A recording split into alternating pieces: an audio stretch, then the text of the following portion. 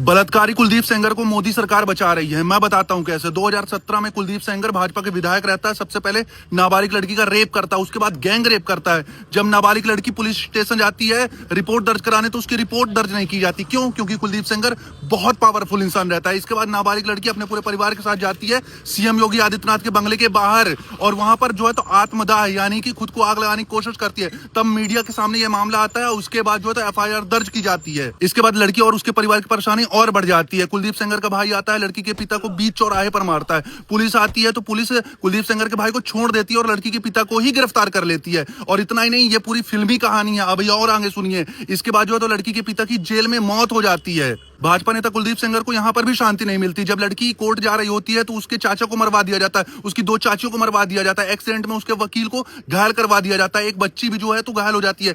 खुद जो है तो पीड़िता जो है तो वेंटिलेटर पर आ जाती है। लेकिन पीड़ित लड़की को अभी भी न्याय नहीं मिलता। वो खून की आंसू रोती है। इसके बाद वो सुप्रीम कोर्ट जाती है। सुप्रीम कोर्ट के हस्तक्षेप के बाद जो है ट्रायल कोर्ट कुलदीप सेंगर को जो है तो उम्र कैद की सजा देता है और उसके जेल भेज देता है। लड़की को जैसे ही कानून पर भरोसा होता है तो दिल्ली हाईकोर्ट की एंट्री होती है। दिल्ली हाईकोर्ट कुलदीप सेंगर की उम्र कैद की सजा माफ कर देता है और उसे जमानत दे देता है। इसके बाद लड़की अपने परिवार के साथ इंडिया गेट पर धरना देने लगती है तो पुलिस आती है और पुलिस जो है तो लड़की को ही जबरदस्ती उठाकर जो है तो बाहर फेंक देती है, उसे बंधक बना लेती है। सोचिए हमारे देश की हालत ये है, जहां पर एक लड़की जिसका रेप हुआ है वो बार बार कहती है कि मेरा रेप हुआ है और उसको जो है तो दोषी को जमानत मत दो, उसको मत छोड़ो क्योंकि मेरे परिवार को मार चुका है, मुझे भी मार देगा।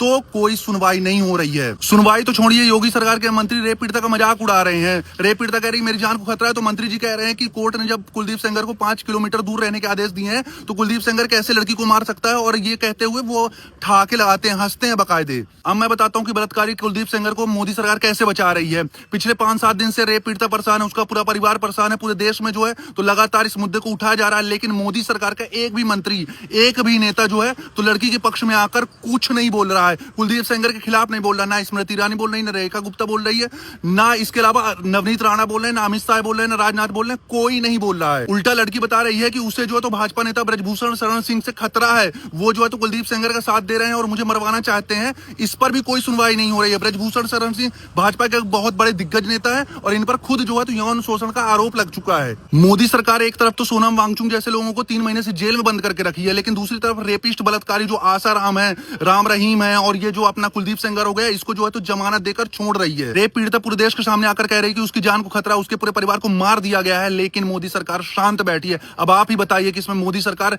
बलात्कारी कुलदीप सेंगर को बचा रही है या फिर नहीं बचा रही।